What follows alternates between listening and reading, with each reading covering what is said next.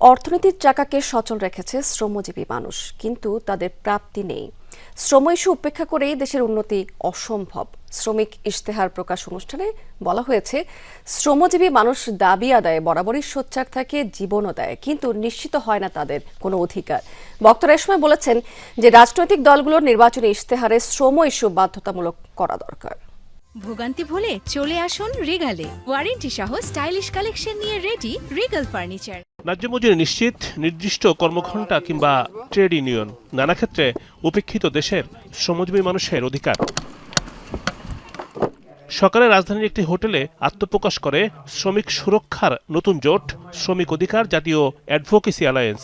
শ্রমিক ইশতেহারের মাধ্যমে প্রকাশ করা হয় 15 দফা। জানানো হয়, 7.5 কোটি শ্রমজীবী মানুষের সুরক্ষা নিশ্চিত না হলে দেশের রূপান্তর হবে না। বৈষম্য, মজুরি, যৌন হয়রানি, নির্যাতন, সমকাজে সমমজুরি, ইউনিয়ন করার অধিকার, নেতৃত্ব দেওয়ার, কথা বলার, সব জায়গায় কিন্তু নারী শ্রমিকের একটা জায়গা থাকে না। উন্নয়নের অংশীদার আমরা, কিন্তু উন্নয়নের ভাগিদার আমরা না।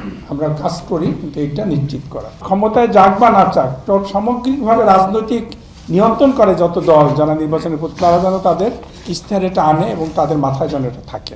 শ্রম ইস্যু উপেক্ষা করে কোনো রাজনৈতিক দলের সফল হওয়া কঠিন। অনুষ্ঠান থেকে প্রত্যাশা করা হয়, আগামীতে অধিকতর গণমুখী সরকার পাবে দেশের মানুষ। সেই সরকার দাবি বাস্তবায়নে সোচ্চার হবে। অধিকতর গণতান্ত্রিক একটা সমাজ আমরা পেতে যাচ্ছি, অধিকতর গণমুখী একটা সরকার আমরা পেতে যাচ্ছি। আমরা যদি ঐক্যবদ্ধভাবে কাজ করি, তাহলে সেই পরিস্থিতিটা শ্রমজীবী মানুষের কল্যাণের জন্য আমরা কাজে লাগাতে পারবো।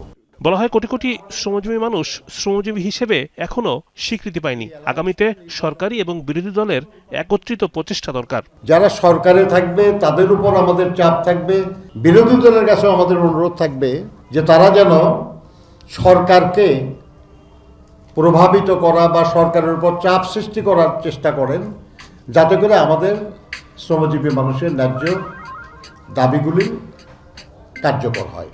সংবাদ সম্মেলনে শ্রম অর্থনীতি গবেষণা সেল গঠনেরও দাবি আসে। রিমন রহমান, যমুনা নিউজ, ঢাকা।